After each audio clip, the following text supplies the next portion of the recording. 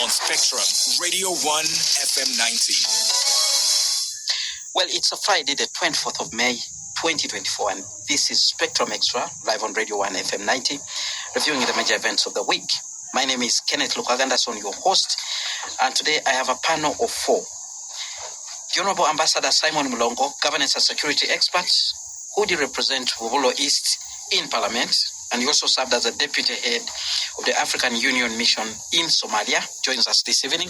Good evening, and thank you very much. Good evening so much, our dear listeners, and thank you for having time with my colleagues, except for Comrade Ochieno, with whom we have spent some time without meeting. I'm going to charge you, what will they call it, a meeting fee, or well, how should we call as long it? as it's within a public order. All right. Mr. Joseph Ochieno, as already introduced by the Honorable Simon Mulongo, member of the Uganda People's Congress, Pan-Africanist, pundit on global governance and development matters. Good evening, Mr. Joseph Ochieno, and thank you very much for joining us again.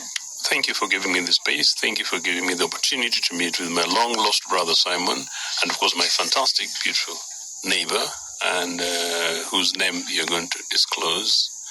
And yes, it's a Friday evening, and it's always a pleasure to be here. Thanks. She's our neighbor. Miss Perry Aritua, Executive Director of Women Democracy Network, Uganda chapter, lawyer and pundit on governance and human rights matters, seasoned election observer. Good evening, and thank you very much for joining us, Perry.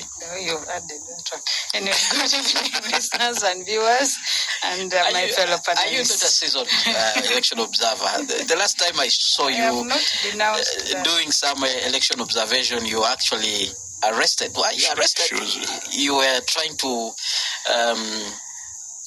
conduct an activity which the police said was illegal. It was actually not the police. Running a parallel tally center. Some of us are very law-abiding, and our training ensures that we do so. We had the accreditation signed by the deputy, I think she's the deputy EC chair. You don't know who accredits you. No, it's a deputy EC chair, signed by her. We are accredited in August 2020, I think. So we do not work outside the law. So what was the scene then? Well, you were, there was no scene. You were accredited to move around the country to see how elections were going on, but you were busy tallying no, the we don't results. tally. Planning to announce your own Kenneth, president. we are law-abiding citizens. Very law-abiding. That's why there was no charge. But it's also true you have observed elections in oh, yes, other a countries, number of countries across Uganda. Africa and Uganda. Thank you very much for joining us. We expect a fourth panelist. When he gets here, I'll introduce him. Well, gentlemen and ladies, today we'll be looking at the standoff between NUP and the police. We know very well for the second day running, the police has blocked the NUP leadership from conducting what they call their legitimate party activities. They were supposed to be in Kamoli yesterday. They were blocked. Today they were supposed to be in Palisa. They were cut off from Seziwa bridge, where the police authorities were on the ground, including the RPC. Jonathan Musinguzi told them that they could not proceed because they needed to get guidance from the IGP back in Kampala. So the meeting, which was planned for Palisa, could not take off. So they are back in Kampala, and from the latest, they are supposed to have a meeting with the police on Monday. There's a discussion around this issue in terms of the rights to hold public assemblies, the rights to conduct their own activities, although the police also saying they need to do so within the confines of the law. Some of the guidelines that the police insists was issued to NUP includes not carrying out processions, not carrying out public rallies. They're supposed to do what they call town hall meetings. They're also supposed to inform the police about the number of people expected to attend those meetings. They must also ensure that there is availability of security. They are also supposed to put in place measures that are described as health measures in order to conduct those meetings. NUP President Robert Chagulanyi Sentam says all this information was provided to the police, and is saying the police is acting with double standards, and that they need to allow them to conduct their activities just like others are being allowed to do so. But the police says NUP has remained unruly, while the others who have been cleared to carry out their activities are working within the law. We'll be looking at that issue. We know there is a planned censure of commissioners of parliament that is going on with the collection of signatures. This exercise is spearheaded by the Honorable Theodore Sserunkuma of Lwemiyaga County, together with other MPs, including Joseph Seungu of Kalungu West, Patrick Oshabe Nsamba of Kasanda North, Sarah Opendi of Tororo District, and Yok Alion, who is from Aringa South. By yesterday, they had collected 30 signatures out of the 177 that are needed to actually ensure that their motion is taken to the House for discussion. Will this actually see the light of day? The main issue here, they are saying that they want to remove these commissioners from Parliament because of the famous service award, the money they allocated apparently to themselves, 1.7 billion shillings, which was shared among them. The commissioners being targeted: Esther Foyochan, Zombo County, Zombo District Woman MP, Prosi Akamprira, Rubanda District Woman MP, Solomon Silwanyi, Bukoli Central MP, and Matthias Impuga Nsamba, Nyendo Mukungwe MP.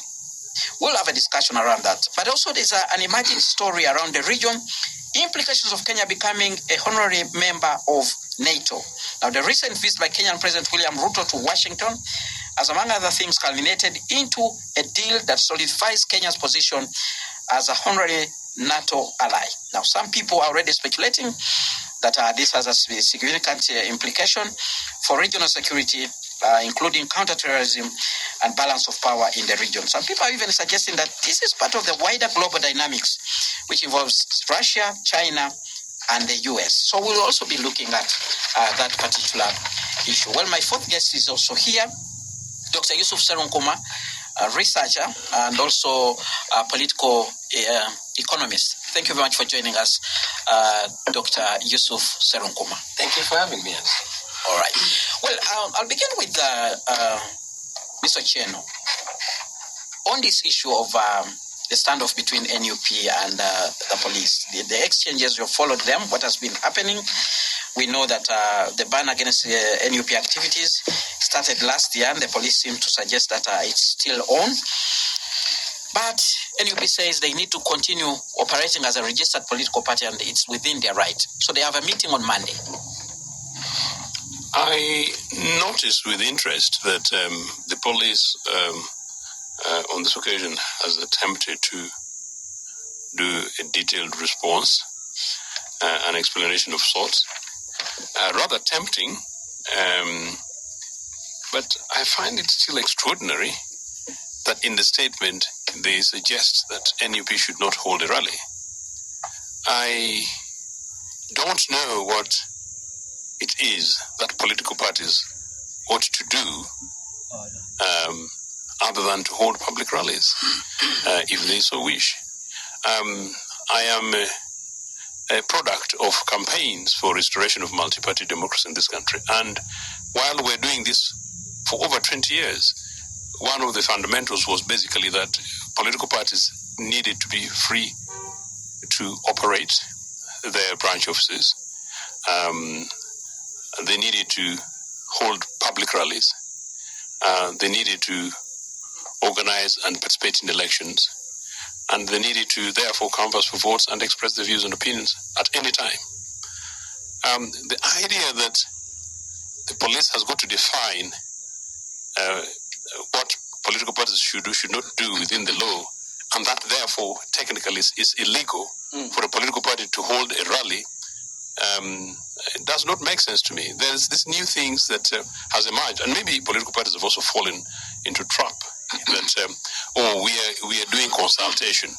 Some of these are very strange concepts. The political parties operate from day to day. They engage their members. If we want to organize a rally, we organize a rally. If we want to do fundraising, we do a fundraising. I think that is within the line of the arrangement for elections. You're only allowed to carry out open campaigns during the period designated for campaigns. Then the NRL law needs to be changed very urgently, very fundamentally. I do not know, and good enough, my brother Sserunkuma is here with me. In terms of experience, and so is very, and indeed, actually, this is a rich panel, including my good brother Simon. All of us are people who've traveled around the world and have engaged in political activities. The idea that in a particular country called Uganda under NRA for 40 years, and we forced them to open a political space, and we did so through the courts. that there is a season when you can smile, there's a season when you go to put on raid, there's a season when you hold a procession.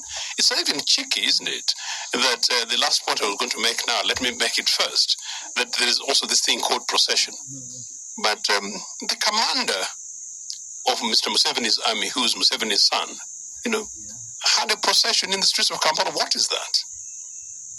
What is that? Isn't that a procession? So no, I think it's extremely unfortunate. And I say these things very seriously and also very sadly, that for me, who continues to engage, particularly with the younger people in this country, Simon, that we genuinely want a population of people in their 20s and 30s and particularly 40s, younger than myself, to be people who are able to compete, converse, and have chats in political spaces across the political divides, and that superiority of opinion, supremacy of opinion and thoughts and ideals are what wins the day. And so therefore, political parties that are sufficiently organized, political parties that sufficiently engage the citizens and prick their emotions enough to persuade the majority of people, that becomes the majority political party. I think NUP, as a recent younger political party, if I was actually advising NRM, there's no reason why we don't let Ugandans get to know who these people are and what they're made of, And in any case, part of the nuances around this letter is almost as if you're destined to, you're organizing some cheeky thing. I know Museveni came from the bush, and so he's very conscious about politics of possible disorganization of the state system, because he's an expert in that. But the security services, the police, and by that advised the police at senior levels, at the highest level, that as an agency whose job it is, amongst others, the detection and prevention of crime, if there is a potential political crime to be committed, in this case by NUP, all the intelligence detectives need to do, detect, manage it, and at the end of the day, wait for them to commit, unless it's actually a bomb anyway.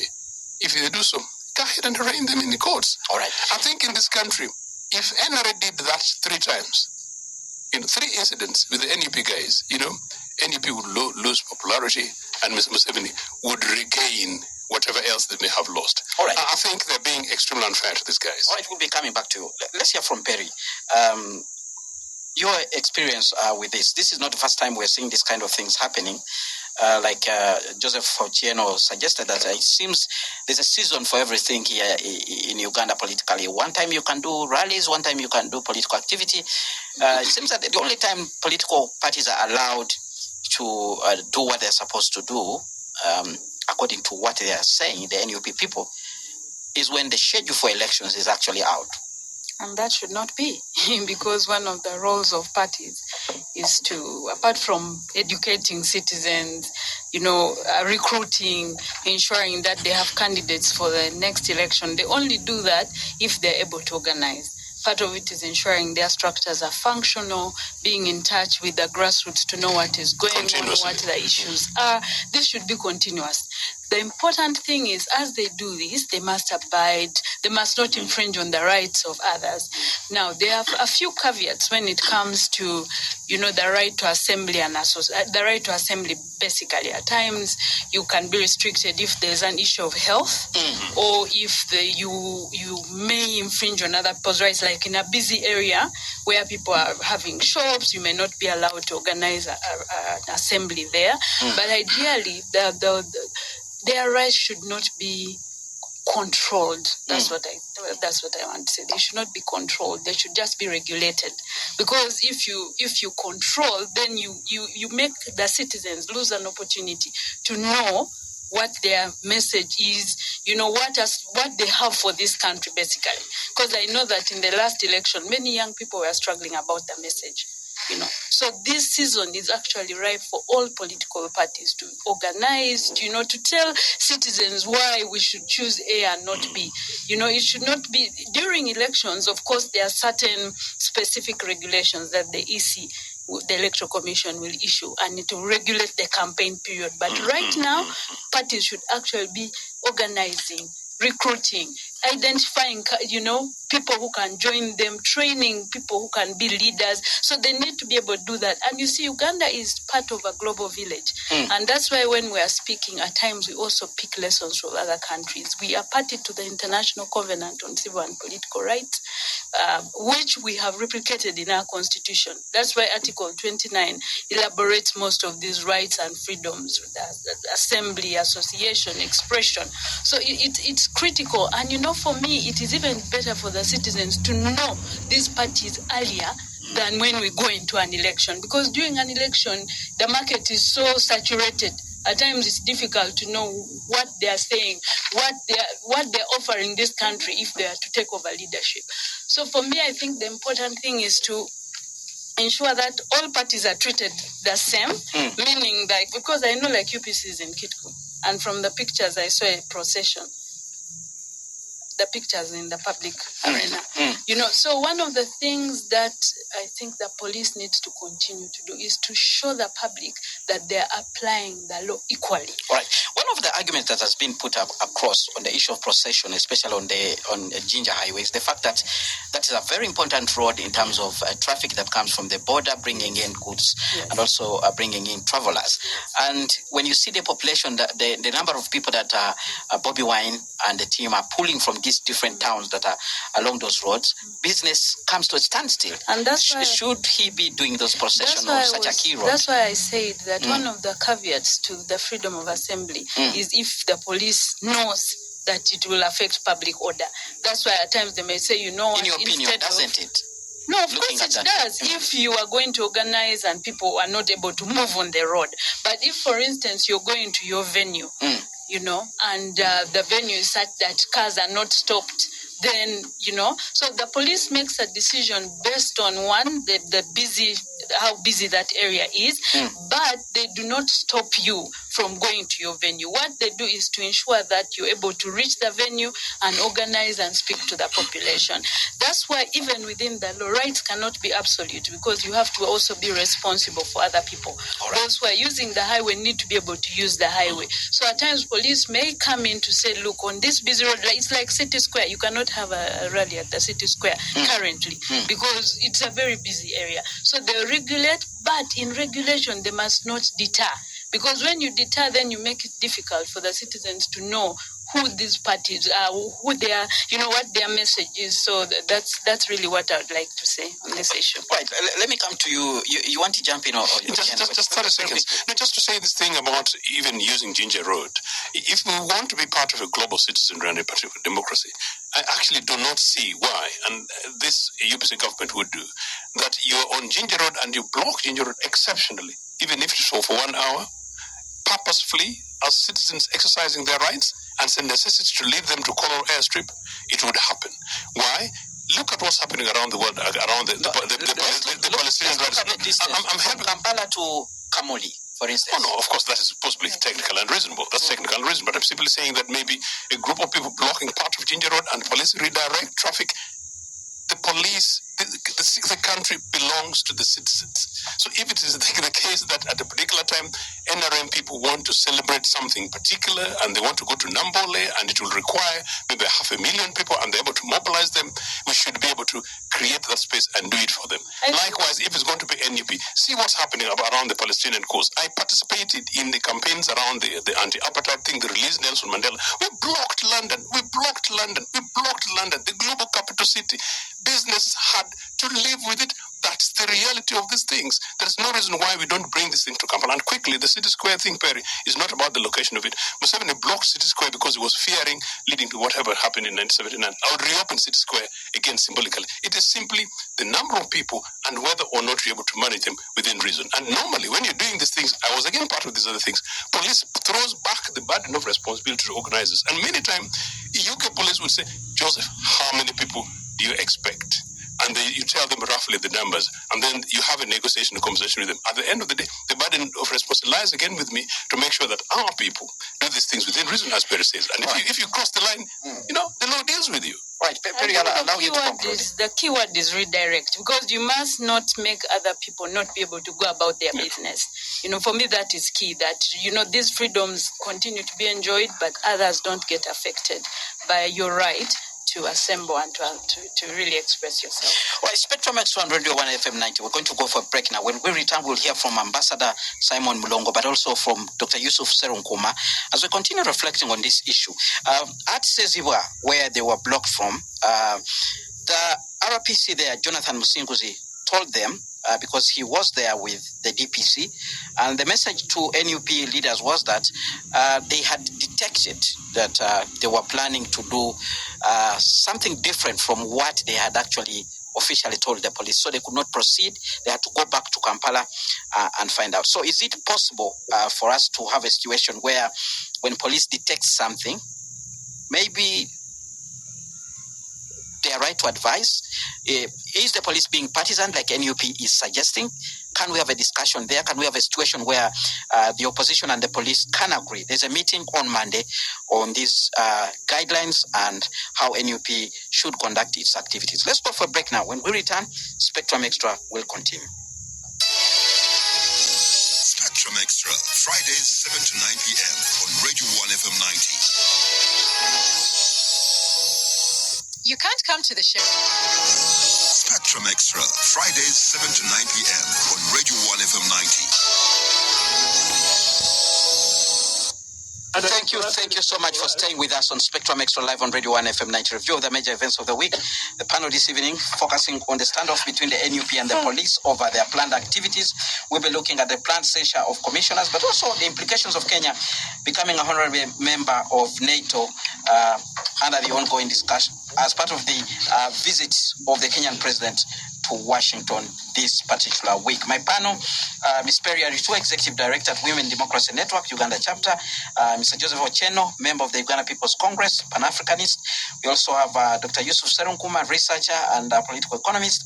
Also in studio, Ambassador Simon Mulongo, governance and security expert, who once represented Bobulo East in Parliament and served as Deputy Head of the African Union Mission in Somalia. I'll come to you, Ambassador Simon Mulongo. What's your reading on this issue, where we are at the moment between the NUP and the police? Thank you so much. I hope you accord us time with Dr. The same time until the next break, like you did to the colleagues. We are not doing Joseph and Madam Perry. Simon.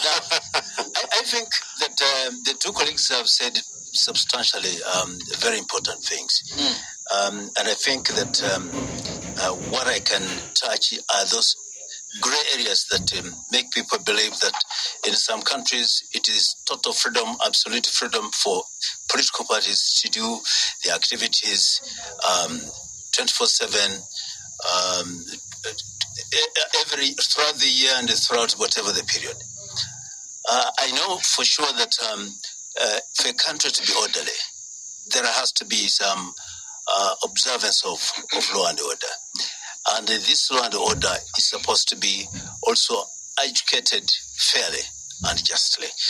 And we hope that what the police is saying or claiming to say is right. And that's where the test is supposed to be. Otherwise, the political parties have their rights to do their duties. And also the police have the right to also do their duties in terms of law and order. And I've seen the contestations about guidelines, who is observing guidelines and who is not observing guidelines. And this is fundamental. One, are these guidelines issued to all the parties that are carrying out those activities in the countryside? If they are, then who is not observing these guidelines? Is it true that some parties like NUP are not? And if they're not, what are the specific things? And I was happy when you raised the issue of going to Kayunga, and they're suspected to be going to do other things other than what they're supposed to be doing. And then going to, of course, to Kamuli, the procession is supposed to start from Jinja and all the way to Kamuli, which is a very long stretch. And definitely that can be very disruptive. So I think we have to be fair here. Whereas we want police to be very fair, but also the political parties should conduct their businesses fairly and in observance of the laws. Because it is not enough to say, why is this party being allowed to do this? Why is the other party being allowed to do this? And we are the ones being targeted. And I think we need to isolate that. Are you being targeted falsely, or is there a reason? And that's what we should go for. And I'm happy that the police have been able to. The first son does the same without the whole thing is that the police headquarters has agreed to meet these people, and you can see how genuine the police is. Me, I find that's an act of genuineness. That yes, if you have an issue, we have written back and forth, but we don't seem to be agreeing. And this is now a door open for you, actually the gate, and the doors are open for you to come and engage in the discourse. And to me, that's a very fundamental thing. It's highly probable that the police are acting in good faith, because the suspicion is that they are not. But if they can say, okay, if we can't agree through the pen and paper, let's come and talk. Let's be talking. So I think that's a fundamental thing. I was looking at the laws of the West. Do parties just work throughout and unabated? The U.S. has issues permit or has permit requirements for public gatherings. You see, the Federal Election Commission regulates campaigns, financing, advertising. There are also restrictions on hate speech and incitement, blah, blah. UK, where my brother Joseph has been for a long time, there's Public Order Act of 1986 that regulates all these things, including processions, meetings, and so on. You have to work in a collaboration with the police to ensure that nothing wrong happens. And this list can go on. The issue I've seen in the past, Honorable Mulongo, is each time these political parties actually write to the police never responds. That's on record. We have had them actually saying that. And in most cases, I will say maybe 80 and above %, it's always a no. Well, as long as something is penned down and listed in black and white, that's fundamental. If you change your goalposts, then I can take you on, given the commitment you've given yourself. So to me, as long as they have done this, where in black and white we have the guidelines. All right. Now, then once you fulfill those guidelines, then you have every reason to challenge the police. All right. And I would like to see that. What's your view on the guidelines? And because some people are actually saying they are restrictive, they do not allow this political party to carry out its activities. What's your view on the guidelines? Well, to me, the guidelines do not necessarily stop them from carrying out activities. And we've seen actually NUP has done a number of activities before, but there are those where they have ended up being stopped. But there are also those other parties carrying out activities, I believe, in compliance, as long as you have informed, because one can do a procession when in full consonance with the police of that area. Now, for you, just looking at it as a procession, but yours is being stopped. So I think we need to have the boxes to be ticked against, so that we know whether this is being. Because I was going to tell you, I can had a procession in Kitgum. We've seen Bessie had an open rally in Busia. Exactly, but the thing is that have they followed? As long as they have worked in a collaboration with the territorial police of that area and they have fulfilled all this requirement, the venue owners, blah, blah, blah, blah, that should be okay. But if you can request for a procession, even if you fulfill these conditions, but you want to do a procession from Natete all through Kampala to Nakawa, it will be stopped. It should not be accepted. And then you cannot cry foul when it's on your own making. All right. Let's hear from Dr. Sserunkuma. Your take on this. Thank you so much. First of all, I want to say that Museveni pretends to be a Democrat, and the people in the opposition take him seriously. I find that confusing. They take him seriously when the man is actually pretending, and they know he is pretending. So Museveni pretends to have a political party called the NRM. It's not a political party. The people in the opposition take him seriously, and they also form political parties, assuming they will challenge him on the basis of via the platform provided by a political party. So it's some sort of Museveni must be having a good laugh. I pretend, and they take me seriously. Museveni is an autocrat. Every person in the opposition agrees that Museveni is an autocrat. And then they want to mobilize that they are in London or the United States. Because if a man, you see, like the leading opposition political party wrote on a slogan, "We are removing a dictator," which meant we are removing an autocrat. How do autocracies behave? Autocrats don't roll your red carpet to go do whatever mobilization you want to do. They never do that. They will tear gas you, they will beat you up, they will throw you in jail, or they will shoot at you. That's how autocracies behave. And I guarantee you the best people who know this are people in the opposition, because they've tested the wrath of this autocracy. They've been shot at, they are in jail, they've been denied access multiple times. What bothers me is every time this happens to them, they act shocked. It looks like a circus to me. We are dealing with an autocracy. We know how an autocracy is going to behave. But when it acts the way it should act, we act shocked. That bothers me. Right? So I see it as a circus. Perhaps the question I think they'll be asking, how do we mobilize under an autocracy?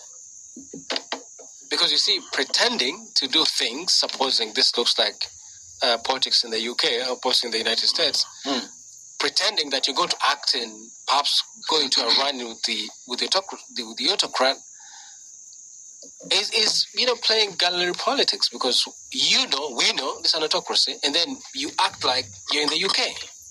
You see, so you sit back and take lessons from where else people have been able to mobilize under fully fledged autocracies that pretend to be democrats.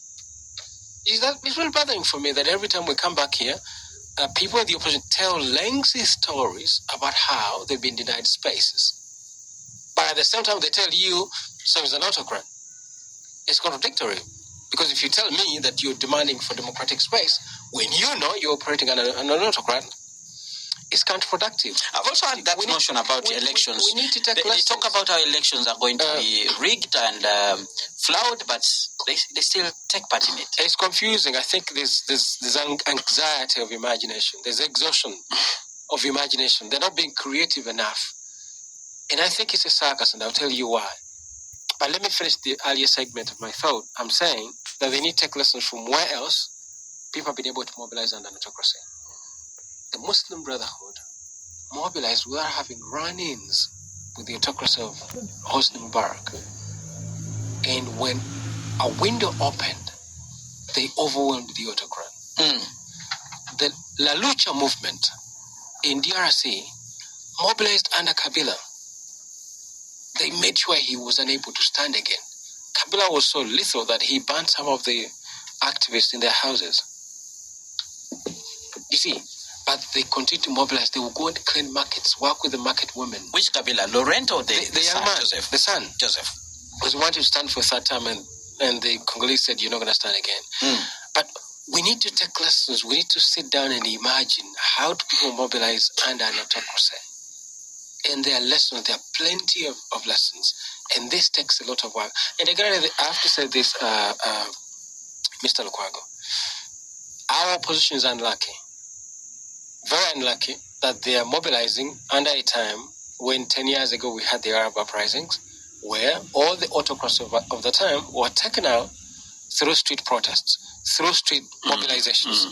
Now, our autocrats in this part of the world, I think one of the expats, the few remaining ones, the expat remaining, have taken lessons from elsewhere in the world. They were watching, and because they've taken lessons, they can't leave a small window for what happened in Tahrir Square, or when a man set himself on fire in Tunis. They can't allow that to happen because they have also taken lessons. Yes, like you are telling the opposition to take but you lessons. See, the opposition is not taking the lessons of how to mobilize under an autocrat, because they are acting like they live under a democracy. And that bothers me. Of course, I know they'll try and say, what have you done? I've done nothing. But I'm saying diagnosing the problem is a core component of getting treatment. All right. You had a second leg of that, your thoughts. We need to fully diagnose our condition. Our condition, we live under an autocracy. How do you mobilize under an autocracy? You don't live under an autocracy and behave like you're under an autocracy. We are unlucky that the Arab uprisings happened, and this government has taken lessons. I can tell you, they would allow them to mobilize. You remember the first outings the NUP had? They would let them mobilize across the country, and they quickly struggled to find reason, because political activity is very serious in Uganda. They could let them reach Uganda. You see, and right now, because they're mobilizing when the first time is not doing the same, because remember that time, the first time was going around throwing these mega parties, which very much looked like political rallies. Now they're doing it with the first time, creating the pathway for them. All right. Yes. Honorable Mulongo, I just want to come in because we're all exposed to the English language, the King's language, and we know the definitions of some of these terminologies. And when somebody over-defines something and nuances it to suit his own interest, it becomes something else. When a colleague says that this is an autocracy, he must substantiate it and moreover objectively and correctly. People in the opposition said and yes, but then you took it up to mean that is your framework, yes, your conceptual framing of the idea, making it look like it's indeed an autocracy. An autocracy, you don't have certain freedoms that we enjoy here. You don't have a political party, opposition. You don't have such activities that happen like elections, where there is competitive electioneering. It can't happen. An autocracy is an autocracy. And we have some autocracies in the world. If you look at a country... I don't know how much time you have on this one. Yes, but no, just a minute. I understand to mean that people should have known that this is an autocracy and therefore organize as such. And also go into see how the therapeutic measures we can take to cure this than actually just going to happen things as if it is UK, like you said yourself. So I think, to me, this country, yes, it may have certain tendencies that some people don't like, but I know that there is a degree of democracy that people enjoy. They compete for power in parliament. The NRM does not enjoy total absolute majority. They have opposition that's quite reasonable with certain numbers and so on. And as such, it cannot qualify to just be an autocracy. All right. Let me come to you, Perry. I think that too, Dr. Sserunkuma and Honorable Simon Mulongo, what they are largely talking about is the political environment under which we are operating. Could that be the issue, looking at what is happening? You see, our aspirations as citizens are defined in the Constitution. And that's why my argument was based on what the law provides within the Constitution, which is our social contract with the leaders, and what the reality is. That's why I said that it's important for the police to issue these guidelines, but ensure that they are applied equally. Because if they don't, then the population starts wondering, why are you allowing processions in Kitgum and you're not allowing processions in Kamuli? Now, where I think Joseph earlier said that in the UK they would redirect. In all countries, by the way, they will want to maintain public order. But they will ensure that it is regulated so that it does not affect your right as a political actor. That's what they do. So let's use the example of Ginger Road. All the way to Kamuli, all the way to Palisa. I don't know where they started. How would they redirect? They started from their party headquarters at Kavule, and they were moving to... You see, unlike Uganda, I don't know whether there's another route. There's the Kayunga Road, actually. That's the route they use today. That's the route they use. And that's where they stop. Because what police is supposed to do is to ensure that they find a way. For instance, they can say, since your activity may disrupt the population, you will sit in the car and drive to Kamuli. At times, that's what they will do. When you reach Kamuli, then you organize. Escort you to Kamuli. No, even for most countries, because most citizens would abide by it, they may not even need to escort you, but they will ensure that along the way, their people know that this person is traveling to Kamuli, and these are the reasons why we are telling them not to be in the open air. One of the most teething issues that came out in the interaction that we saw between the police as of yesterday and even today was the issue of the people who are following the vehicles that are carrying the NUP supporters. And the police were saying, you are not allowed to proceed with these people beyond this point. And the leaders of NUP were saying, we are not the ones telling these people to follow us. Now, that's the thing. How do you manage that kind of situation? No, that's the thing. That's why I was saying that it's hard to control people who will follow you, or even at times to predict how many people will come to your event. The thing is, you work on estimates. But if the police, for any other reason, thinks that, those people who are following you may cause a disruption, then at times they will say, you know what, we will we will ask you to proceed faster so that you don't disrupt the other people who may also be enjoying. All right, there's been an argument that has been put across that, look, if Honorable Chagulanyi and his team have a rally in Kamuli, have a meeting in Palisa, why don't they sleep in Palisa and just wake up the following day to go to that venue where the meeting is, as opposed to moving from Kampala with what the police is calling a procession, disturbing the several people who are using the road, but also bringing to a standstill businesses that are in the major towns that are on this route. Would you subscribe to that thought? All this should find a better way to be at the venues than using a procession. All these things are relative. I fought, Ochieno, for return to multipartyism, and I don't know where Chagulanyi was at the time. But I want Chagulanyi to enjoy the absolute rights of democracy. But I also want Chagulanyi to respect the laws within reason. I continue to campaign for total maximum police funding to make sure that these guys are able to do their jobs. But they should do their jobs to ensure that they meet their commitments within the law as a law enforcement agency. That, as it may, if I am on my way to Nagongera and there are people who are excited because they've seen their son on the soil and they're following me,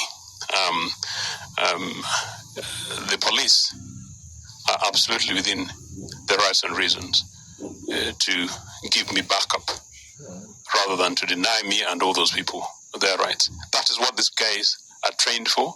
They're trained for, and that's what these guys are paid for. On the question of how much infringement on the rights of the citizenry, there is almost a blackmail nuances by NRA that every other time, they will disturb the peace of the citizenry, or businesses will be shut down. The other day I was just challenging the UBOS guys that they closed businesses for one day, allegedly to allow us to have a census. Turns out that we had it for 9 days and has now been extended by another 6 days, and that process was shambolic. But I'm delighted to say that today I was counted having intervened at the highest level. And so, if you intervened to be counted, yes. You called for your own counting. Yes, it's after paying taxes for that. That's correct, but there's a point I'm still making. And so I've sort of lost my thought on it. Look, the police are supposed to ensure that people who are following Chagulanyi follow the law. The burden of responsibility is with the police, not with Chagulanyi, because this is a citizen of the Republic of Uganda. I have, as I said, organized many rallies, right. and I have participated in many big multi-million demonstrations. The burden does not go to the organizers. The burden remains with the police. The bottom line continuously, if you don't mind, just a moment, the bottom line continuously remains that the citizens of this country, at one time, some shopkeepers along Kruma Road will know that for about an hour there will be a procession from here and they'll lose businesses. Losing business is not about losing businesses. Losing business is that as you're enjoying your rights, you should not infringe on the rights of others. That's what even the police is saying. Then Mr. Museveni infringes on that every day. You know how many times roads are closed for Mr. Museveni to pass? He's the fountain of honor. Fountain of honor, meaning what? Meaning what? Meaning what? All right, let's hear from Dr. Sserunkuma. I said at the beginning that Museveni pretends to be a Democrat, and people in the opposition take him seriously. But I'm gonna say Museveni pretends to be a Democrat, and even my panel here takes him seriously. This is my panel, not your panel. Okay, my co-panel is here. Yeah, your co-panelist. Take him seriously. You're part of the opposition. Now I get it. You're part of the opposition. You take the man seriously. It's my fault. In response, I want to talk about modern autocracies, because we have the classic autocracies and modern autocracies, and we have gone through these phases, and non-scholars don't know the things. And I was surprised the ambassador here is trying to defend the thing as if he's on the inside. You're on Katebe. No, he's actually telling you that there are certain things that are happening in Uganda that cannot happen under let me talk about modern autocracy. Modern autocracies took lessons from the classic autocracies. Modern autocracies never suspend the constitutions, because that will bring you the ire of the world. Modern autocracies work within the constitution so they can extend it as much as they want by a simple majority. Modern autocracies organize elections which they win. The modern autocrat doesn't just govern. He organizes an election. He doesn't govern by decree. He doesn't declare a life presidency. A modern autocrat organizes elections. And they don't win by 99% and more. They are smarter. They win by 57. 51% is good enough to get them back to power. The modern autocrat has a thing that looks like a free press, but within the boundaries of what they can handle. A modern autocrat has a noisy and big parliament. Mubarak had a big parliament. The man who was just overthrown in Sudan had a big parliament. He organized elections. All these are autocrats. The autocrat of our time is not the Bokassa or the Idi Amin. He has a free press. He governs relatively. They reproduce themselves through the avenues provided by democracy. In fact, the modern autocrat is an embarrassment to democracy because there's a very famous interview Museveni gave to Al Jazeera. Talked to Al Jazeera. The journalist is called Muhammad Val. He was talking to Muhammad Val, and Muhammad Val puts a straight question to Mr. Museveni, and he says, "Won't you go down as an autocrat?" He says, and Museveni laughed and even showed his behind teeth. he said, an autocrat elected 5 times. But this is what the journalists didn't understand, that modern autocrats don't declare life presidency, but they keep reproducing this. What you don't understand? Is it Museveni or the journalist? The journalist didn't understand that. Didn't understand that he's dealing with a modern autocrat. He didn't know that he was dealing with a dictator of our present. He knows you don't shoot at people. No, you don't shoot at MPs. You bribe them by the institution called parliament. You just get the elite from the society, take them to parliament, overwhelm them with money. Put them at money point, not gunpoint. So what we're dealing with, as Kalun Sarmaga told us not too long ago, parliament is the bribe. You get all these wonderful MPs, once they enter the house, they're all ruined. They are soiled with money, and they can't even put, you see, this is why we have this mess, Political parties are all in shambles, and so we focus on a single political party. For example, we'll be discussing the NUP split between Mpuga and Bobi Wine, and then we're like, no, every party is like that. Because the modern autocrat has understood you don't shoot at people, you don't beat them, you don't do all these stupid things, you just overwhelm them with cash and they'll tear themselves apart. So what we're living with now is a modern autocrat. So what bothers me on the part of the opposition is that this is a simple thing to understand. It's very simple. But the expectation that this modern autocrat will roll them a red carpet and then as they go for their campaigns, I think is playing to the gallery. But I also understand that because they have been bribed through parliament, you see, people pride in the money that the Electoral Commission throws at them, to mobilize the political party. That's a bribe. Political parties are supposed to be organically self-sustaining. You see, there's through membership and doing business. If you lived under a democracy, this is why, credit to Dr. Milton Obote, Uganda House was a business to raise money to run the party, not to wait for handouts from the government that you're fighting. How does that handouts actually taxpayers' exactly taxpayers' money? But it's a circus. Constitutional. By the way, you should also get this out of the way. There's very little taxpayers' money. We tend to say we hold public officers accountable because of the taxpayers' money. Can I say something? There's no taxpayers' money. These are bribes. All right. Spectrum Xtra on Radio 1 FM 90. Parliament to sell the country. Let's go for a break now. And when we return, we'll get the comments that are coming in from the listeners and we'll wind up the discussion on this matter and then switch our gears to the other topics. Stay tuned to Radio 1 FM 90. Spectrum Xtra continues after this break. Spectrum Xtra, Fridays 7 to 9 p.m. on Radio 1 FM 90. Fridays 7 to 9 p.m. on Radio 1 FM 90.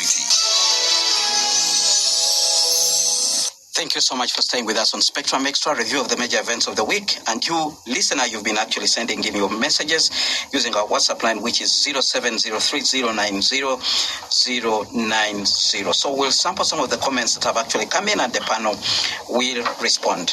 Radio 1, in my culture, there is a saying that if you ask a question that has an obvious answer, such as where is the private part of a goat located, you are driving for a laughter. In this country, who does not know that strong rallies for opposition parties such as NUP are unofficially banned? That's a comment from Pat there, who is listening to us.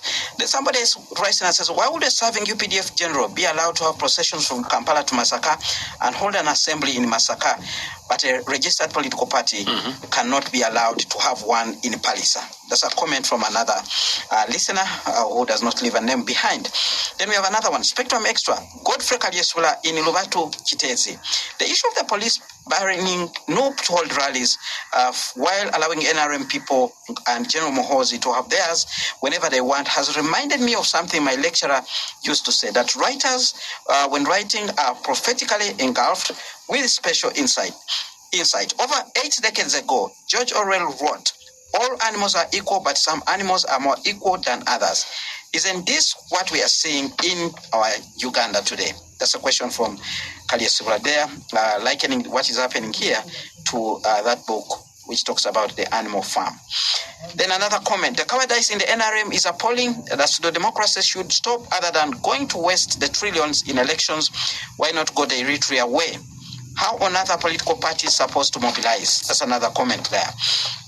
Anthony Rice Senior says, good evening, Spectrum Extra. I can see that Bobby Wine has no respect and regard on Uganda police or any uniform man in Uganda. He does not want to follow orders. We Ugandans have come a long way trying to build ourselves and our country to fit with others in the world.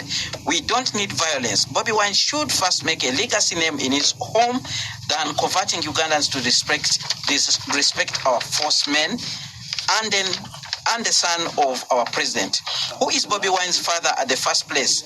Let that man at the studio stop calling our president an autocrat, because what he's saying is not right. That's a comment from Anthony there. Then we have another comment from Ben Kandini, who says, good evening, Spectrum Extra. I think we should stop lying to the world about our dark democracy. PLU can do anything in the center of the city, nothing happens, but NUP police tear gassing innocent civilians. Do the lawmakers see that? Where shall the future of Uganda fall? That's a comment from Ben there. Then we have another one. Henry Reisner says, what is good for Pilau is also good for NUP. Why should Pilau have a smooth procession ride, but NUP gets disruption on its way to its supporters? It's like the police is seeking validation for extra budget for riots. How sad. That's his comment there. Then we have a comment from Bob, who is listening in from here in Kampala, who says, the problem with Honorable Mulongo is following his heart, wishing that the NRM government has at least an ounce of democracy, which is not true. Democracy is a definable concept, and the NRM plus its members do not qualify. Well, those are the comments that we have so far. So let's conclude the discussion on this issue. Perry, do you have hope that after Monday meeting at 10 a.m. in the main boardroom of the police headquarters, probably we'll see NUP continuing with their activities? I don't know, because for me, I always say that it's important to just see the laws being applied equally. That's why I say that in another part of the country, there's a party which is organizing. They actually had a procession on the street. So when you see, when the public sees that, then they start wondering, but why are you selectively applying the law? And the comments from the listeners are reflective of they are reflective of that. And you see, for me, I really hope the conversation would look at Uganda in the future when many of us will not be here. Because you see, the seeds that we sow now will affect the younger generation. So even as we hold these discussions, let's not look at Uganda 2-3 years from now, but let us project what country will we leave behind for a generation. Many of them don't even know how democracy works. So I think our gift to the younger generation is just to attempt to try and work within, the principles, just minimally try and say, okay, we want to try and do things differently. And that's where I think the conversation would take us forward, because we have seen this on and on. The last election, no accountability for people who died. We are going into an election, so that also creates apathy. That's why when you speak to people, most people are like, we don't even feel like participating. And that for me is bad for a country where you claim you want to move towards a system where you can have representatives, that you can hold them accountable. The situation we're in should demand for conversations that, 20 years from now, what will our children be left with? Because many of the ones who are in power will not be here, but what legacy would they leave for the younger generation? All right. Mr. Joseph Ochieno, your closing remarks on this topic. No, it will be just a quick summary that from the letter of the police, I noticed they talk about proof of permission from owners of vehicles to be used, that the tens of possibly hundreds of people who would be driving around a rally, coming to attend a UPC rally, in this case an NUP rally, I will need to know them and list their vehicles, list the number of their vehicles. I think that is making things complicated, and I think the police is being very deliberate there to make it complicated for political parties and organizations to organize. I don't know which other country such a thing would happen, and certainly it wouldn't happen under a UPC administration. And number two, as I said earlier, and I just want to repeat this thing, that the idea that, open rallies should be confined to a particular season, is not a democracy. No wonder the question of whether or not we are under an autocracy is an open debate, And then finally, this thing that was suggested earlier, that seemingly the burden of responsibility for security, is redirected towards NUP, in others, the political party in question. That no, that's a policing thing, responsibility of the police, law enforcement. My job is to say that I'm organizing a rally in Kashari as we're in Kashari, bearing Professor by a fantastic event there in Barara, and people are coming post to the burial, and that I don't know whether people are going to come from Kabale, others are going to come from Bujumbura, others will be coming from Kromsero, but they come. And when they come, we expect the police to provide us with security and protection, and law enforcement with the resources that would have provided them to have sufficient intelligence to mitigate whatever is likely to come out of that. All right. A comment comes in. There was a procession yesterday in Kampala City, people attired in KCCA Pilau vests. This was a long procession, just so you know. Then another comment, the police's duty is to regulate the holding of public gathering and ensure there is no breach of peace. For instance, organizers of a gathering intended to be held in a hospital military installation may be redirected to a different place. In all other cases, all the police needs to do is deploy its personnel to supervise a public meeting, guard against the same becoming violent. I wholly reject the notion that the police have supernatural powers to determine that a particular public gathering should not be allowed to happen because it will result into a breach of peace. Honorable Simon Mulongo, your closing remarks on this topic. Yes, I think the arguments raised by some colleagues to the extent of redefining our democratic path to mean autocracy is something that actually requires re-evaluation, because the nuances that he attaches to it. I know that there is modern autocracy as opposed to the classical one, but also we know that in modern governance systems there are a lot of transitional trajectories that may pass through certain challenges that enable them to learn from those lessons and become something better. Because democracy is not just something we pick from Greece. It is something that must be organic to the norms and interests and aspirations of a given society. And as such, the definition cannot fit squarely to Uganda. And I want to challenge that, because Uganda does not necessarily get run by foreign powers. Uganda does not necessarily get run by monetized, because I know there's a lot of monies that exchange hands in there, and so is elsewhere. There's money. We know campaign money that go around in the West, even if they say they put controls over them. But there are even cases in the courts where they're challenged as how the monies were raised and how they were expended. and so on. So I think if we go by the strict definition of modern autocracy, which is a theory, it means you can never have any government that can escape it across the world. It's not there. Even the Vatican cannot escape it. So I think that, yes, I agree, but those are some theories that have no exact practical consequences in Uganda. Secondly, and finally, I want to appreciate the fact that, yes, police can provide security to the processions and so on, but I want to agree with Perry that it takes two to tango. You see, the rights of one cannot be prejudiced against the rights of the other. So you cannot say because you're enjoying your rights, even if your rights are injuring the other person. So we must have a balance of action. So in this case, I think, yes, we may blame the police, but the police have come out very categoric. They are giving us a black and white, their guidelines, and they believe that these guidelines have been offended, and that's why they took the action they did. I would like also to see our colleagues in other parties and all parties enjoy this freedom. They must be able, but we can enjoy that if we walk the talk, given the guidelines. All right. Dr. Sserunkuma, your closing remarks on this topic? Maybe Mr. Mulongo would feel better if he knows that there's even a third layer. Apart from I know there are like 11 layers. You are mid-range. There's a superior layer of autocracy, which is like brain control. It's another level. Someone actually said you should stop referring to Uganda, the Ugandan leader, in that light. There's a comment that came in from the listener. In line with the response from the place, I should tell you a bit more about a modern autocracy. It's technical. Politics is technocratized. They find, so these are the technicalities. Everything is coded.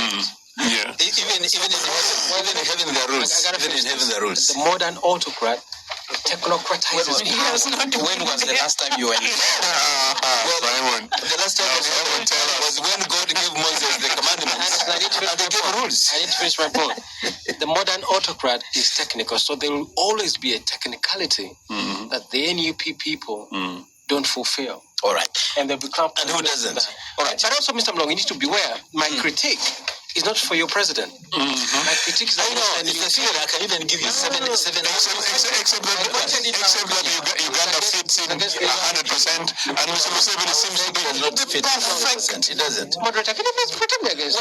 Well, Ochieno is my critique is against NUP that being against the opposition, being aware of these realities, and they continue to want to operate as a political party, like they are a democrat. All right, gentlemen and ladies, let's move on. I'll begin with you, Joseph Ochieno, on this one. The issue of the censure motion in Parliament. You know the issue. A group of MPs led by Theodore Sserunkuma say they want to return integrity at Parliament and dignity, and they're saying their starting point is to deal with the commissioners who allegedly benefited from the 1.7 billion service award. Apparently, these commissioners sat determined what they should actually get.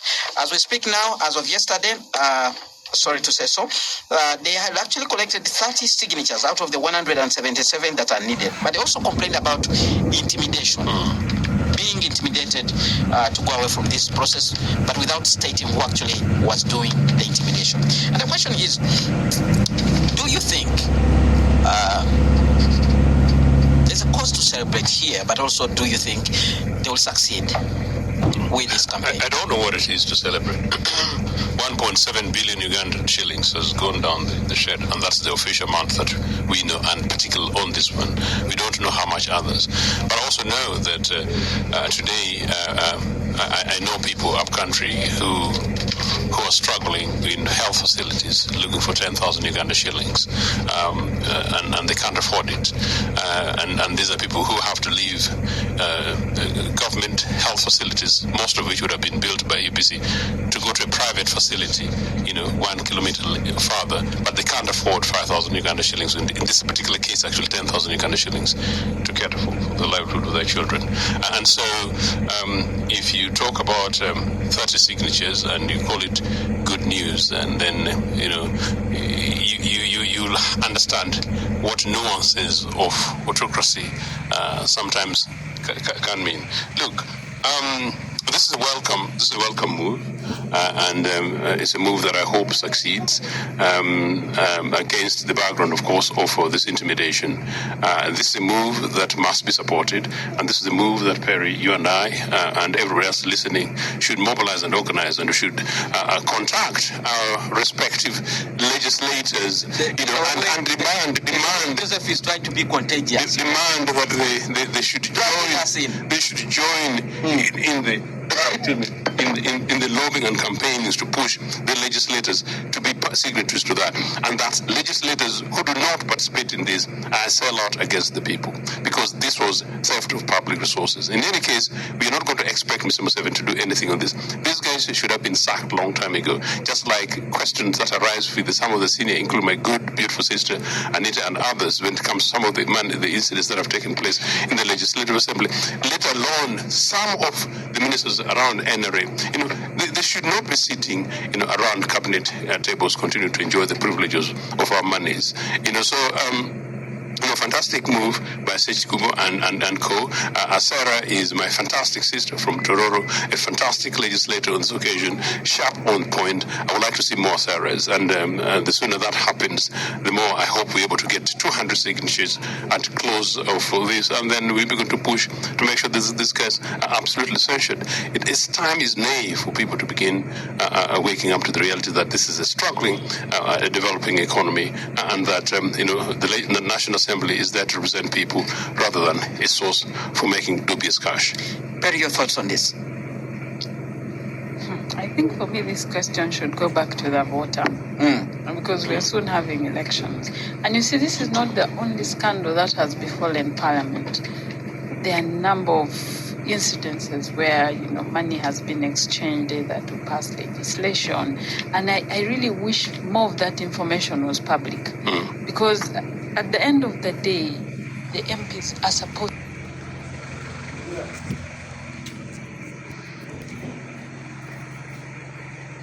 that is set up objectively, that involves both sides of the IO, so that they can do the investigations. Thorough one, because parliaments have limitations. Even if this team did the investigation, they have limitations. They may not have access to records in Bank of Uganda or Ministry of Finance. They may cause somebody to come under account. They may not provide every detail in good faith and so on. So for that matter, I think this is a whistleblowing act, and this committee should be supported, and perhaps government should take a cue from this, and then institute a proper commission of inquiry, and we must go to the bottom of it.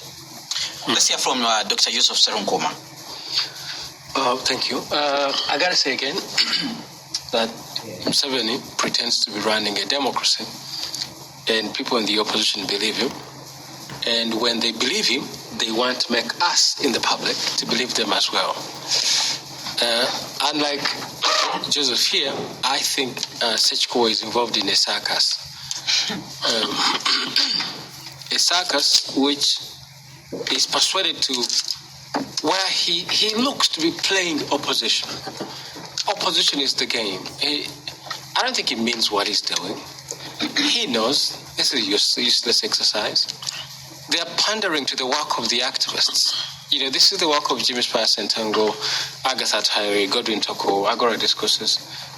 They're pandering to this work and playing politics. To the gallery. I want to tell you why I think it's a circus, because Parliament is the bribe. What does that imply, by the way? What that means, this is I'm reading from Kalundi Sarmaga, that and Kalundi was very nice to us because he gave us the history of this thing called Parliament. Yes. That when Sir Andrew Cohen realized that there were real grievances in the population, people were actually agitating for real democracy, he found a way of sucking them into the legico to give them the comforts of modernity and disengage them from the general public. And that model has not gone away. So the people in that house, all of them, Mr. Mulongo here knows because he's been there, all of them are dirty in some way or another. We heard about the 40 million. Way before, you remember Tohaka returned 40 million and they left him for the dead. When the Parliament exhibition was ongoing, we had 100 million being dispersed. We have a man, one of the MPs, who forgot 100 million in his car at a Mercedes, at a washing bay. We've had another 100. Money in that house is shared in sacks. If you are clean, the people who are clean are either dead or not in that parliament. The honorable MPs who are clean are either dead or not in that parliament. Now that you're not in there, maybe Mr. Mulongo can feel that we can say you're clean. That parliament is the dirty and confusing house. And every time I think about it, I remember the beautiful soul of MP Kagabo, who is now a confused man. Kagabo goes to parliament, convinced he's there to serve his people, and then he realizes money is being circulated, shared. He gets 40 million. He doesn't know how he got it. So his party tells him to return this money. Only him return this money. And as he returned this money, he realized, we were just playing. My party was joking. I didn't have to return this money. He had to go and kneel down to beg to be forgiven for returning the money. Yeah. You see, because everybody from either side of the aisle are content to eat their money. So Parliament is the dirty place. I've always wondered, why do seemingly clean people, seemingly well-meaning Ugandans, once they get into that house, all of them, all of a sudden, start speaking in tongues?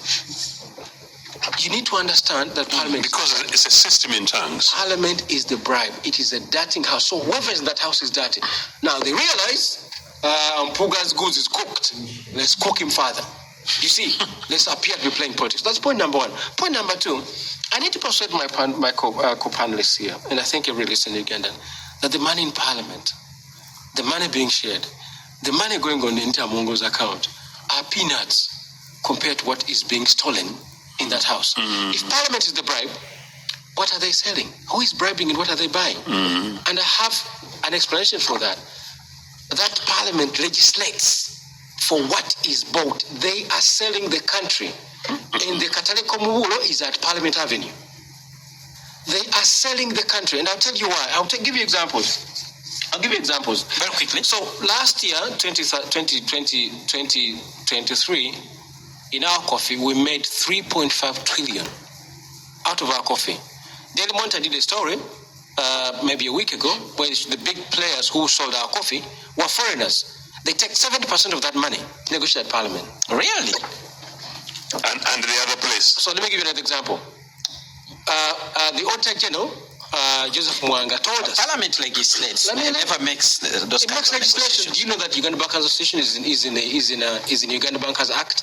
You made that argument here. Yeah, because you see, how did those people get? Let me give you an example. Another example. How the money that is circulating in Parliament being shared among the MPs is very small compared to what they get, what they let go to get those small monies. Mm. You know, all of us facts. Joseph Mwanga, the Auditor General, wrote a report to the Katonto Committee and showed him that Mr. Mtebile, when he was Governor Bank of Uganda, closed all local banks from 1994 to 2016 when they closed the Crane Bank without sitting anywhere beside any minutes. So all local banks were closed and the market was left for foreign banks. The foreign banks, every single day... What I'm getting from you is that... Let me finish this one. I'm going to take you to how that's the dealer's house. So what happens is that the banks in Uganda make an average of 800 million every single day. And in this economy called Uganda, they are the only ones thriving. Because all the other businesses are dead. 60 so-called big businesses in this country filed for bailout from Mr. Museveni. They are dead. So you wonder, these banks which are making 800 million every single day, with whom are they trading? It's because those people negotiated, legislated, and gave them monopoly over all the sweat of Ugandans. So as long as you're involved in work, your sweat is taken out of this country by the bankers. Right. Did you know? I won't be finished with I haven't taken so much time. Let me finish. Are you aware? You can make a point. We need to go for a break now. Spectrum Xtra will continue after these messages as we move on to our next topic. But I just want to say something. Let's go for a break now. When we return. Spectrum Xtra, Fridays 7 to 9 p.m. on Radio 1 FM 90. Fridays 7 to 9 p.m. on Radio 1 FM 90. It's Spectrum Xtra on Radio 1 FM 90 Review, the major events of the week. We began with looking at the standoff between the NUP and the police, and the panel concluded that we wait and see what will happen on Monday when they have a meeting there. But the most important thing is actually for the law to actually be implemented without any bias. So we'll be waiting for the outcome of that meeting. But now we are looking at the planned censure motion in Parliament against commissioners of Parliament over what is called service award. We have basically heard from the entire panel. Only Honorable Mulongo wanted to respond to some issues which were raised by Dr. Sserunkuma very quickly before we actually move. Yes, I just which was about to conclude, but that he's overstretching his definition of autocracy to make it so fluid that every system and governance in the world will be autocratic. But I know that if we go that route, then we may never define things correctly. Because if you define sin to include even smiling and all that, then means even this poor smile in good faith are sinners. We should not take that route. not everybody who smiles, but smiling in good faith is not. But people can smile in sin. Yes. If they smile in sin, it's actually sinful. But So my argument then for I've also heard there is some smiling called sheepishly, something like that. Well, you can call that, and don't be sexist because we have a lady here. No. Now, let's go back to the issue of Parliament. The whole entire membership of Parliament being dirty, and I want to say that yes, just like proverbial or biblical Abraham and Lot, when God asked him, and he was asking God, if there is only one, can you spare them? It started from 30 and going downwards. There is no, you can say that the entire Parliament of over 500 members, each one of them, including the officers, staff, and all this, are dirty. And I don't think so, because yes, there are many people who could be involved, who could have dirt in their hands in one way or the other, but we can't say all of them. And I can tell you, if you got people here, they will tell you that they're not dirty. I was in the Parliament. I was never dirty. I never did any mischievous things. I never did that. And we're very strict in what we're doing, that actually we came to get a pat on our backs, because nobody can ever say someone was corrupt on this case. I never. And on Rules Committee to which I was sitting, I handled people very firmly. But that's why Yusuf is suggesting that you must be cleaned. Yeah, well, but he was saying it in What Yusuf is it was political philosophy, and it was deep. And he wasn't saying it straightly. You know, he was saying it in a manner that was insinuating something, and I didn't want him to get out with it, because not everybody can. Like you can say that all these people are bad. You can't say people cannot all be bad. No, I think let me just that's an exaggerated assessment. My critique is not against the individual people. Yes, you said that everybody. The House. In the house. no, the house is talking about the house. Yes, it's not buildings. Well, the house is made of people. It's made of people and individual members who are honorable members elected. Some of them would be having dubious dealings. I have But when we say Parliament is corrupt, I am the Englishman here. When they say Parliament is corrupt, it does not mean dollar man from Tororo. I mean English in terms of contextual language. As a Parliament. I'm not about to ask you how much you sword in English. That's correct. When you say Parliament is corrupt, does not mean everybody is corrupt. Whole Parliament, everybody, he even used the words, everybody in that house is corrupt. Yusuf Aritua. No, because he cannot substantiate that. I think at this point there must be some people who are clean, people who are well intended, and who are not involved in certain malpractices. All right, Perry wants to jump in. Let's hear from the and the clean ones are dead. Let's hear from the You cannot substantiate that. People who are dead are not necessarily clean. There are dead people who are not clean, and there are living people who are not clean. So you can't just say that all dead people are the ones who are clean. Why did you absolve them? Because they're dead. Let's move on. Look at that rule. Debate to the citizens, because ultimately they are supposed to be our I think some people are going to rush to die to be clean. Clarify? Yeah. Very quickly. You can't clarify when you allow everybody. He's like they can't be clean either. He's so agitated. I don't know what is happening with him. Well, I'm not agitated, but I will say, as a former officer of the House, I'm curious that you can't generalize everybody. the argument I'm making is historical. It's not very specific to this current.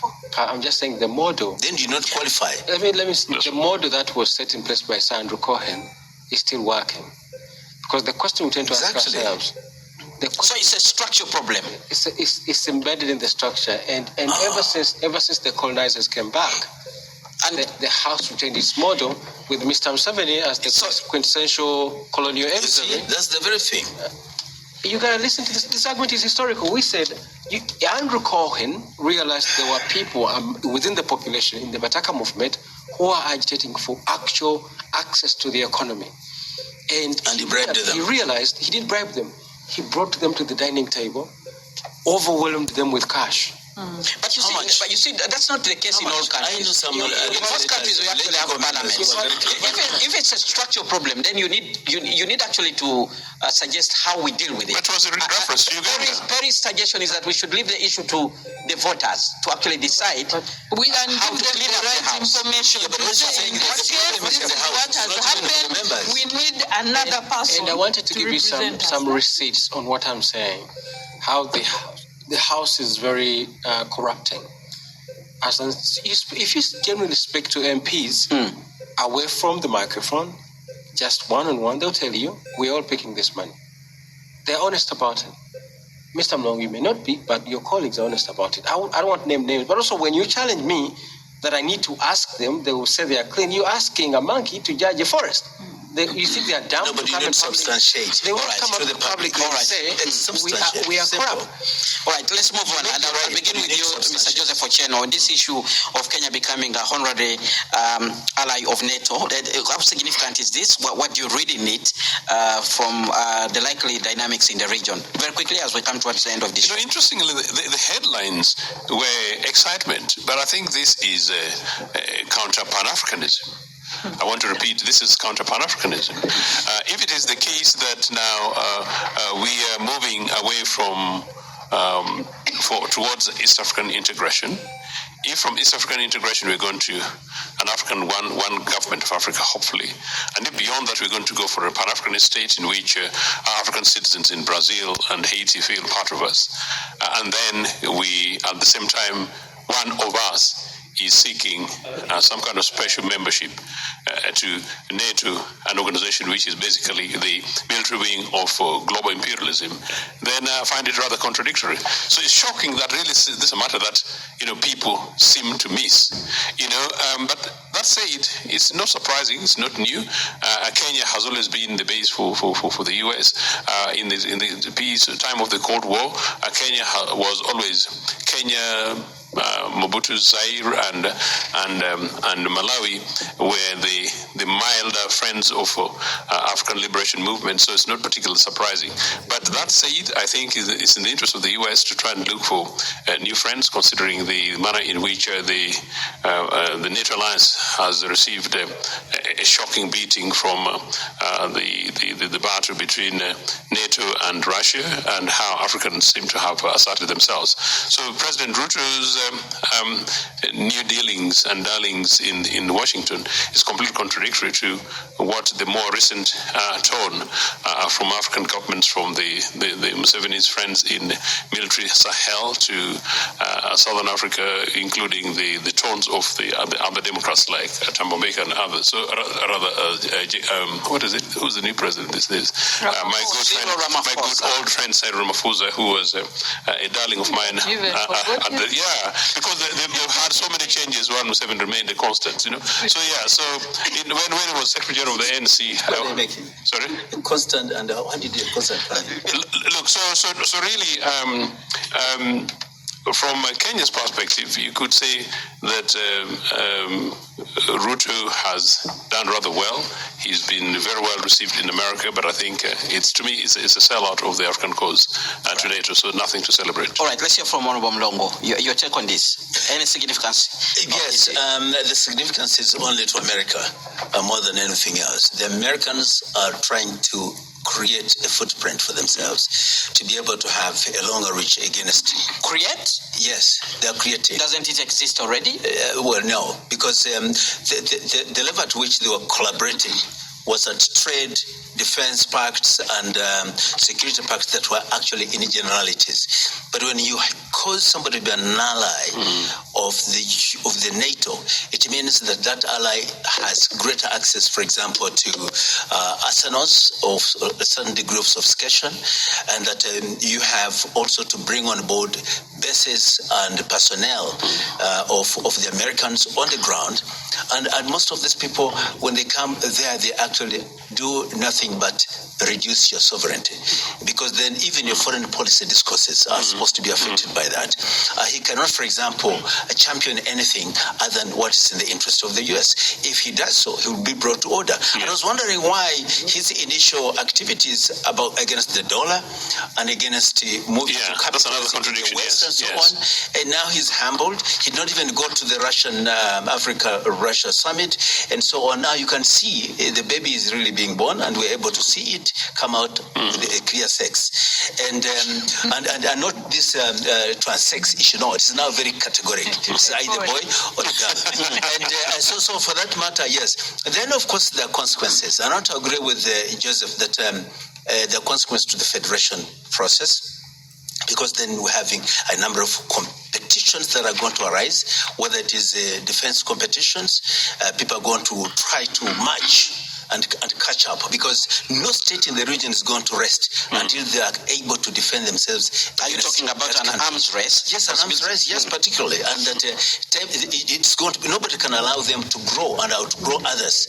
So there's a likelihood Russia is likely to come definitely, in, and also to look for its friends. Yes, it's going to make sure that China is going to look for ways and means of coming in. And Kenya's own neighbors. Yes, and then of course Russia will do this, and other powers. So for that matter, it's going to create unnecessary competition amongst ourselves. So yes, but of course, on the other hand, we welcome Kenya to be a powerful partner and brother. If they can have bolster the economic muscle with 250 million, they just clinched a deal. That's a good thing.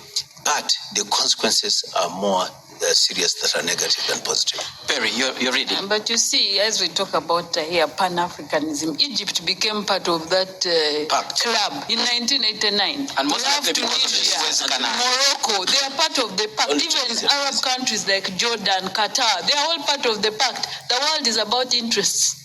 That's the bottom line, and we know what has happened in West Africa. So the Russia, China, it's about interest. So they are lying. Kenya is lying because there are trade interests involved. There are issues of military training, because America does a lot of information gathering. And for Kenya, one of the things I was reading is that actually, if you notice, the attacks by Al-Shabaab have actually reduced because they have information firsthand, because the Americans have a base there. So the world is about interests. The thing is, in those interests, how do your people benefit? No, it's not. Even us. The thing is, even us as Uganda, do you think where our interests? Do you think this could be a signal to Kampala? There was a plan by the US to actually have a base here, and Kampala said no. There was that plan, and some people have been saying, but Kampala has been a political base. Kampala has been a darling of the US, and some people are actually saying that probably this is a signal to Kampala that Kenya is now taking over. No, the thing is, it's the opportunity found Kenya already. They have moved. The world moves on. That's the reality. For me, this whole conversation is how do the citizens benefit from these different interests? That for me is my bottom line. Because if Kenya is able to gain through trade, the thinking is that maybe the welfare of the citizens will be improved, because we can't deny that the world is about Which interest. country has benefited in Africa from trade with America? You look at, of course, Kenya is much better than us. They are the biggest economy in Africa. Even before this, they have most of their trade. They are in terms of export, they are third. Because of America. No, but give us numbers. Even AGOA, they're the ones who have preferential trade, and I'm saying the world is about interest. You can't run away from it. So even Uganda must be having. They're not selling your soul. No, who says they're selling their soul? Even us, we must be having alliances. That's the reality of the world. Selling your military interests to external power, and they control it. Well, Honorable Mulongo, you were in AMISOM in Somalia, and as Uganda, we deployed our soldiers there. And some people have also been saying we sold our soul. Exactly, and most of the money went to Somalia to help stabilize, and we did a lot. There's a government running there, which was not there before. Our flights are going to Somalia, which was not there before. So we did not sell our soul. Why do you think Kenya is selling its soul? They're doing so for some... Well, for their strategic reasons. I think for modern autocratic reasons. Can I just say that I criticized Uganda for the Somali thing, and you're right that Uganda sold its soul. But the extent to which Kenya is going as a formal alliance with NATO is a step farther than where Uganda actually went. Uganda played the Quisling thing, but no, the alliance with NATO as a formality has got huge global ideological... Uganda put bodies on the line. That's what I'm trying to say. And I was extremely concerned. That's what I'm trying to say. But how far can you realize that just cause the implications for NATO, as allying with an independent African country, in which case is a neighbor to Uganda, which is basically, my home is just a few miles away from there, and East African member state as such, I'm absolutely critical about it. All right, let's hear from Dr. Sserunkuma. Your reading of this, is it global politics coming to our door? Is it a signal to Kampala? You're no longer the darling. Is it Kenya making its strategic interest known to the world? And I think Perry has said it many, many times, that it's about interests. She just didn't break it down. It's about economic interests. Well, take us there. There's panic in the United States right now because, they're being kicked in the butt for most of West Africa. There's a base in Niger, which is now occupied by both Russian and American forces. They have actually been told to leave in September. So there is panic right now within themselves. So they who is having the upper hand there? Is it the government of Niger, or is the Russians who are pushing out the Americans? The struggle for the soul of Africa continues. The struggle for the soul of Africa, which means having control of our resources, continues.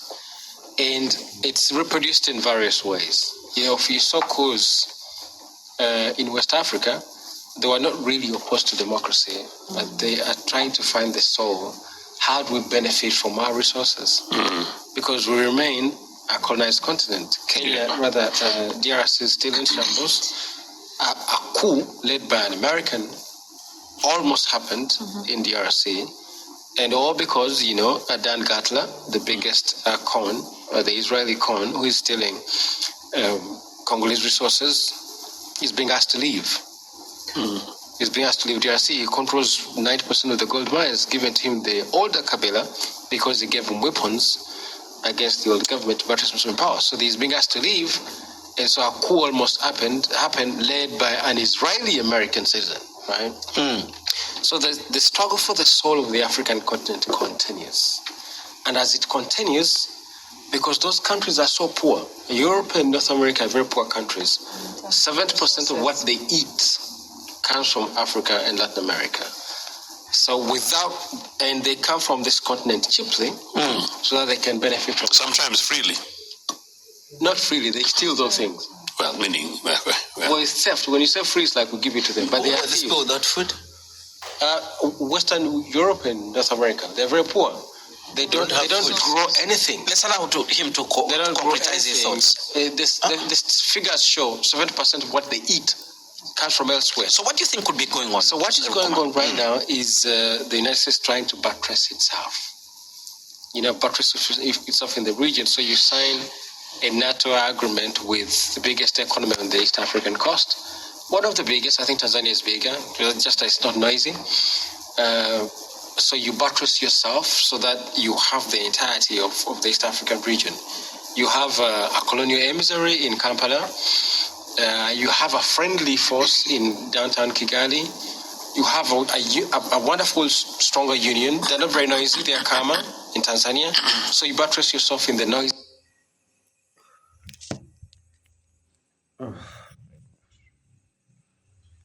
So that, as the Turkish and Russian influence continues to come down, you're stronger. You can signal to things that this is a NATO ally. Once attacked, we can move in, because you never know what happens. There could be a coup here, because I've often encouraged our first son that if he actually wants to have a piece of the presidency, he's going to wait forever.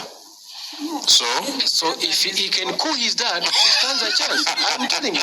And you see, because if he could his father, he would look like a man by himself, and Baganda might welcome him. And a few other people might actually clap for him. I welcome him too, because he would have showed that he's a man by himself. On his own. Being babysat to the You're promoting treason. It's ridiculous. No, I'm encouraging the first. That's not allowed. And by the way, right now, as you look across the... That's not allowed. When you look across the... No, it's constitutionally protected. In fact, the Astral constitutional lawyer at Mercury University, Professor... will accuse us of conspiring against the elected president of the Republic. Professor Kavumba wrote a piece in the controversial elected Mr. Museveni, yes. The wonderful professor of law at the School of Law, Mercury University, Businje Kavumba, wrote a piece where he argued that if Museveni could his father, rather if Muhoozi could his father, he would become very popular. The law would argue that he did that to protect the constitution.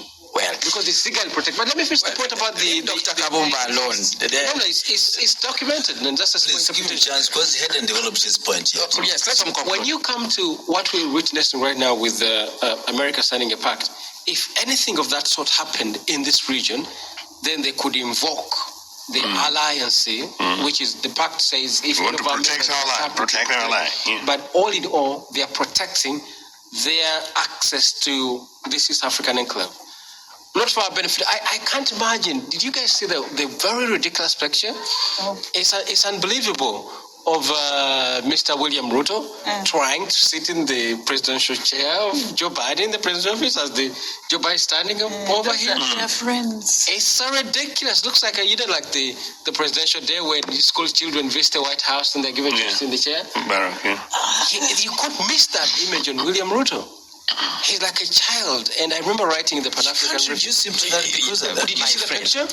No, but it's a crisis. We have a crisis of confidence amongst our leaders. Well, he was welcomed in the Oval Office, and he had to have a feel of it. Because like in the village, proof that he has arrived, yeah. Like in the village, you leave your bed to the guest. This is a rivalism. We still we're dealing with in this country. Is malo of our leaders. They are content with small things. What would you do if your guest tells you their dreams are small, have a seat? They are content with small things, and they're showing you where to sit? It's ridiculous. Do you think Idi Amin would take such a gamble, or would they allow Idi Amin to sit in it? But those were men. No, the first few weeks they would allow him. Don't forget, they brought Idi Amin. Idi Amin had tea with the Queen, was the most privileged African ruler at the time. Joseph, I was going to say that there are so many ways of killing a rat. You entice it. You could hit it. You could trap it with some food. You make it look very loud. This is what they are doing. America is, as Perry said plenty of times, it's after their interests. Always. Let me tell you, every single dollar they give to us, they take 24 by other means. They take 24. Yeah. They have a stupid thing called trade misinvoicing, which is legally protected. That they deliberately misinvoice, and they steal our resources. 24 is taken out. Africans should wake up, man. Every time they give us one. He has made his point now. All right. As we come to the end of this show, let's sum up our thoughts, and I begin with you, Mr. Joseph Ochieno. No, I think Africans should wake up, Ugandans should wake up, and Uganda should listen to these eminent panel opinion and views and opinions on everything that we've discussed today. But on the concluding bit on generally this US-Kenya thing, it's actually shameful. I'm actually quite surprised that the East African community is quiet. I'm just wondering what Milton Obote, Julius Nyerere, and Kwame Nkrumah would be saying in heaven. And indeed Patrice Lumumba. There was that thing called the War, and they also had where they used to ally. No, the formation of the Organization of African Unity, the push for African liberation and independence, were completely, clearly one in which, if Ruto ever understood, and if on average most of your listeners did, you will appreciate why these independence leaders, founding parents, would be extremely sick in heaven, imagining that now, instead of seeking to consolidate our African unity, we are seeking to become special stooges through NATO of America. Honorable Mulongo, the other day President Yoweri Museveni was in Nairobi, and with Ruto, they were actually talking about the need to move faster to the political federation. It's a very important issue, even in terms of strategic security, transformation, economic transformation, but also what they called undugu, ubuntu. You know, we all in the same region almost share similarities here and there. Where does this put the East African Federation when we have this kind of dynamics taking place? Ochieno, they are suggesting that the ESC Secretariat should be protesting. No, I don't. And students in the university should come to the streets. You protest. Yes. Oh, so the new AU is a Sikh AU. Let's listen to him. Because Perry and Joseph are hijacking. That is a modern autocracy, and we should have. Now, they are not demanded for any ransom. The issue is. Not threatened you. No ransom, in fact. You have not even demanded for ransom. The alliance with the Nato, which is symbolic, but has inside it some nuances that are serious. There is no way Kenya can play ball on foreign policy issues without aligning them with the US. Okay. And if the US does not want a strong federated government in East Africa, they'll definitely kill it. Or they will make it, like we say in Somalia, wanting a situation of no war and no peace. So you just mark time there. They could actually make it no federation and no disintegration. So we're just there marking time. And I fear that it may affect us. Very quickly, Perry, because of your closing remarks as we come to the end of the show. opposition to us from outside, superpowers. Very quickly. No, They want the war to end. it's just for us to keep reflecting on this country, you know, because we are going to live at one point. I mean, many of us are in our 40s, some in their 60s. What kind of country do you want to live for these children? All right. Exactly. You know. I'm afraid time is not our best ally. We have to bring this discussion to an end. I might thank you, my dear panelists, for actually making time to be with us here this evening. Thank you very much. Also, I must thank the listeners who contributed to this discussion. I've been your host, Kenneth Lukwago Anderson, and from me and the entire crew here in studio, we wish you a very good weekend.